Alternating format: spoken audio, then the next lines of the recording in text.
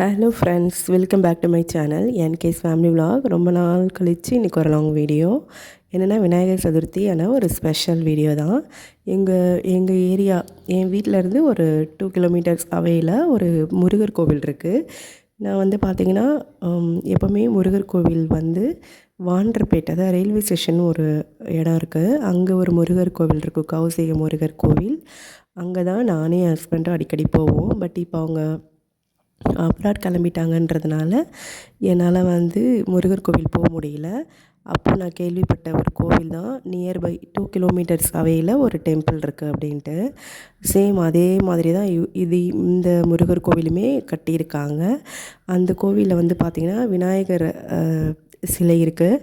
அந்த விநாயகருக்கு வந்து வெள்ளி கவசம் வைக்கணும் அப்படின்னு சொல்லிட்டு சீட் எழுதிட்டு பணம் போட சொல்லியிருந்தாங்க. ஸோ நானுமே 3 வீக்ஸ் தான் போனேன். 3rd வீக் தான் அதை பண்ணேன்.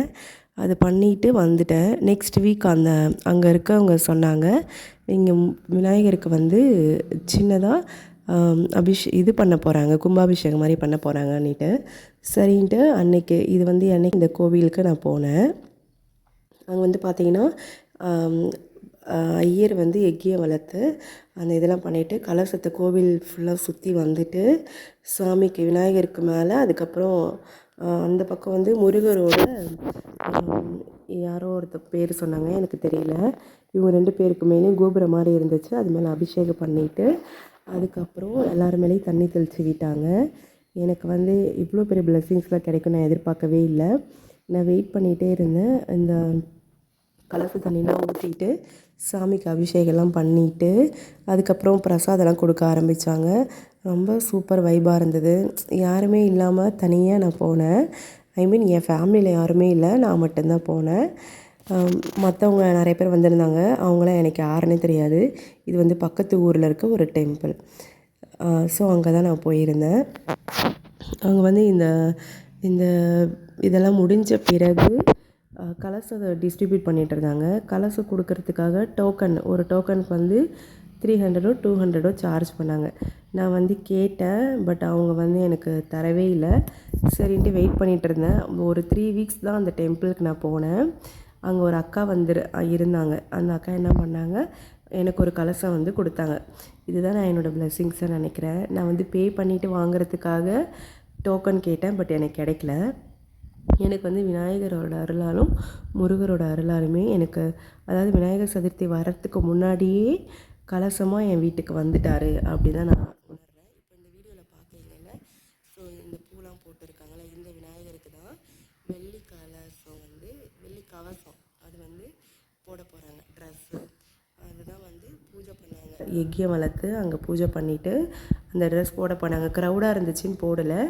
மேபி இன்றைக்கி டியூஸ்டே, நான் இன்றைக்கி கோவிலுக்கு போனேன் அப்படின்னா எனக்கு கொஞ்சம் உடம்பு முடியல, பட் போனேன்னா நான் எடுத்துகிட்டு வருவேன். இதுதான் அந்த கலசம். அதுக்கப்புறம் அந்த 3 டேஸ் கழித்து விநாயகர் சதுர்த்தி.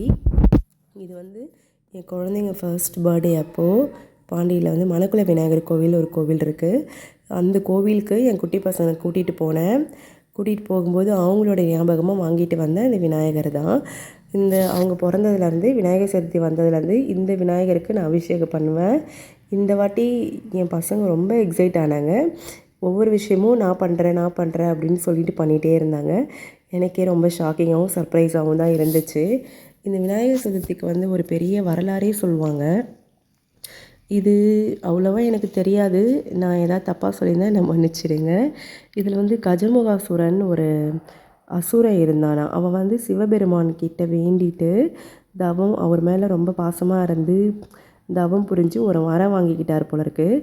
அந்த வரத்தை மிஸ்யூஸ் பண்ணிவிட்டு அவங்க ஊரில் இருக்காங்கள்ல எல்லாரையுமே அவங்களெல்லாம் கடுமையாக தாக்குறது, அது மாதிரி 1000 டைம்ஸ் தோப்புக்கரணம் போட வைக்கிறது, அப்படி இப்படின்னு சொல்லிட்டு நிறையா பனிஷ்மெண்ட் கொடுத்துட்டே இருப்பாராம்.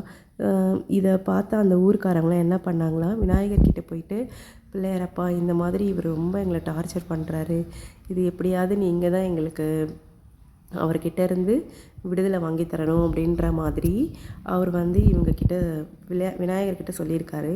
அப்போ பிள்ளையார் வந்து சரி நான் பார்த்துக்கிறேன் அப்படின்னு சொல்லிட்டு எப்படிலாம் யோசித்து அவரை இது பண்ணலாம் அப்படின்ட்டு போர்லாம் பண்ணி அவரை அழிக்க ட்ரை பண்ணியிருக்காரு. பட் வந்து அவர் பிள்ளையாரால் எதுவுமே அவரை பண்ணவே முடியல. அப்போ என்ன பண்ணுறதுன்னு தெரியாமல் இருந்துட்டு இருக்கும்போது தான் இவர் வந்து இந்த கஜமுகாசுரன் வந்து சிவபெருமான் கிட்ட டைரெக்டாக கடுமையான தவம் புரிஞ்சு பவர் வாங்கியிருக்காரு. இது வந்து விநாயகருக்கு தெரியல. அப்போது சிவபெருமான் வந்து விநாயகர்கிட்ட சொல்கிறாரு என்னன்னா, அவரை உன்னால் அழிக்க முடியாது, அந்தளவுக்கு அவங்கக்கிட்ட சக்தி இருக்குது அப்படின்னு சொல்லிகிட்டே இருக்கும்போது டக்குன்னு விநாயகர் என்ன பண்ணிட்டாருன்னா, அவரோட 2 தந்தம் இருக்குல்ல, அந்த தந்தத்தில் ஒரு தந்தத்தை எடுத்து இந்த கஜமுகாசுரனை தாக்கிட்டார். அவரை தாக்கின உடனேயே அந்த கஜமுகாசுரன் என்ன பண்ணிட்டாரு, மூஞ்சூர் எலியில் அந்த மாதிரி குட்டியாக ஆகிட்டு விநாயகர் பாதத்தில் சரணடைஞ்சிட்டார். ஸோ இந்த விநாயகர் என்ன பண்ணிட்டாரு, அவரை மூஞ்சூர் எலியாக ஆயிட்டார்ல, அவரையே தன்னோட வாகனமாக மாற்றிக்கிட்டாரு. அதுதான் இந்த விநாயகர் சதுர்த்தி உருவானதுக்கான கதை. இதில் வந்து நான் ஏதாவது எனக்கு தெரிஞ்சதை நான் ஷேர் பண்ணியிருக்கேன். ஏதாவது தப்பாக இருந்துச்சுன்னா என்னை மன்னிச்சிடுங்க. இந்த கஜமுகாசுரன் இருக்கார்ல, அவரை வந்து சம்ஹாரம் செய்ததுனால தான் விநாயகர் சதுர்த்தி அப்படின்றது கொண்டாடப்படுது அப்படின்ற மாதிரி நான் கேள்விப்பட்டிருக்கேன். அது மட்டும் இல்லாமல் இந்த விநாயகர் புராணம் என்ன சொல்லுதுன்னா, ஆவணி மாதத்தில் வரும்ல ஒரு வளர்பிறை சதுர்த்தி, அதுதான் வந்து விநாயகரோட பர்த்டேவாக, அதாவது பிறந்த நாளாக கொண்டாடப்படுது அப்படின்றது சொல்கிறாங்க. இதில் வந்து இவருக்கு பிடிச்ச மாதிரி நம்ம நிறைய பெரிய பெரிய விநாயகர் சிலையெல்லாம் வச்சுருப்பாங்க, நம்ம பார்த்துருக்கோம். நம்ம வீட்டில் அவ்வளோ பெருசெலாம் வைக்க முடியாது. அதனால் குட்டியாக விநாயகர் வாங்கிட்டு வந்துட்டு அவரை நல்லா அபிஷேகம் அது எல்லாமே பண்ணிவிட்டு அவர் மேக்கப்லாம் பண்ணிவிட்டு அவருக்கு பிடிச்ச மாதிரி சில பேரெல்லாம் வடை பாயசத்திட்ட சமைப்பாங்க, சில பேர் வெறும் கொழுக்கட்டை மாத்திரம் வச்சு செய்வாங்க. அது நம்மளோட விஷ் தான். இது வந்து ஃப்ரெண்ட்லி கார்டு தான், நீங்கள் எது வச்சாலுமே ஏற்றுப்பார், எது வைக்கலனாலும் கோச்சிக்கவும் மாட்டார். ஸோ கொழுக்கட்டை அதெல்லாம் பண்ணிவிட்டு சாமிக்கு தீப தூப ஆராதனையெல்லாம் பண்ணிவிட்டு நம்ம இதை படைச்சிடுவோம். நான் வந்து 7th அன்னைக்கு இது பண்ணதுனால 3 நாள் நான் வச்சுருந்துட்டு மண்டே தான் கொண்டு போயிட்டு ஆற்றுல விடணும்னு சொல்லுவாங்க. ஆற்றுல ஏன் விடணும் அப்படின்னா, மண் அரிப்புலாம் வரும்ல, அந்த டைமில் வந்து இந்த பிள்ளையார் விநாயகர் சிலையெல்லாம் கொண்டு போய் போட்டிங்கன்னா செம்மண் களிமண்ணில் செய்கிறாங்கல்ல, அந்த மண் அரிப்பெல்லாம் தடுக்கும் அப்படின்னு சொல்லிட்டு நான் கேள்விப்பட்டிருக்கேன். இதுதான் ரீசனா அப்படின்றது எனக்கு தெரியல. உங்களுக்கு எதுவும் தெரிஞ்சதுன்னா எனக்கு மறக்காமல் கமெண்ட் பண்ணுங்கள். நான் வந்து 3 நாள் விநாயகர் படைச்சிட்டு அன்றைக்கி ஈவினிங், அதாவது மண்டே ஈவினிங் போல் குழந்தைங்க வந்தால் அழுவாங்க அப்படின்னு சொல்லிவிட்டு அதுக்கு முன்னாடியே கொண்டு போய் போட்டுட்டு வந்துட்டேன். பட் அவங்க வந்த பிறகு என்ன பண்ணாங்க அப்படின்றது இந்த வீடியோவில் இருக்குது, நீங்களே பாருங்கள். ரொம்ப அட்டகாசம் பண்ணிட்டாங்க. இது எங்கள் ஊர் பீச் தான். இங்கே வந்து எல்லாருமே ஜாலியாக விநாயகரை கடலில் போட்டுட்டு மோளெல்லாம் அடிச்சுட்டு நல்லா செலிப்ரேட் பண்ணாங்க. நானும் கொஞ்ச நேரம் நின்று பார்த்துட்ருந்தேன். பார்த்துட்டு நெக்ஸ்ட் நான் என்னோடய விநாயகருக்கு வந்து கற்பூரம் ஏற்றிட்டு நீர் மாற்றிட்டு விநாயகர் கடலில் கரைச்சிட்டு நான் திரும்ப ரிட்டன் வீட்டுக்கு வந்துட்டேன். ஸோ எங்களோட விநாயகர் சதுர்த்தி இப்படி தான் போச்சு. அதுவும் இல்லாமல் நான் சொல்லியிருக்க இந்த இன்ஃபர்மேஷன் கரெக்டாக தப்பான்னு தெரியல, எனக்கு தெரிஞ்சதை நான் உங்கள் கூட ஷேர் பண்ணியிருக்கேன். இது எதுவும் நீங்கள் தப்பாக எடுத்துக்காதீங்க. இந்த வீடியோ எண்டில் பாருங்களேன், என் குழந்தைங்க ஸ்கூல் விட்டு வந்துட்டு எப்படி அழுதாங்க அப்படின்றத நீங்கள் பாருங்கள்.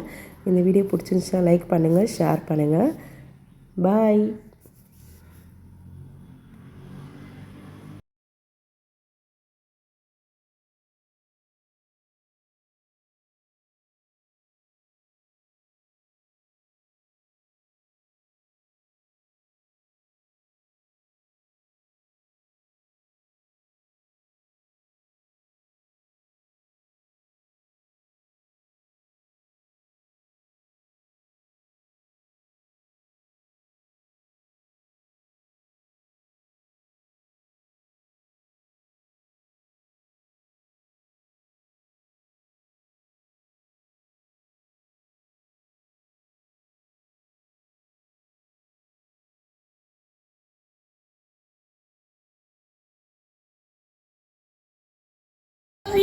புள்ளையார் சாமி கடல்ல தான் போடணும், வீட்டிலே வச்சிருக்க கூடாது.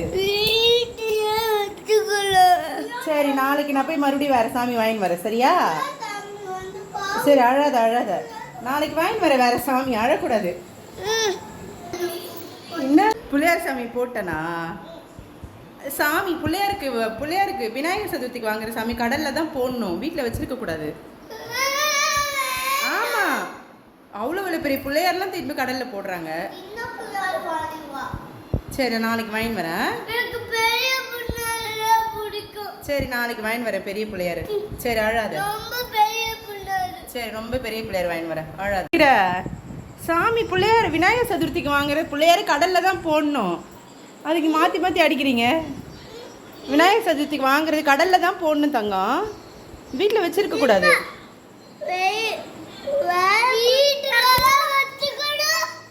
வீட்டில் தான் வச்சுக்கணுமா? சரி சரி விடு, நான் போய் நாளைக்கு வாங்கின்னு வரேன். சரியா நாளைக்கு வாங்கின்னு வரேன் அழாத. சரி என்ன ஏன்ப்பா அடிக்கிற?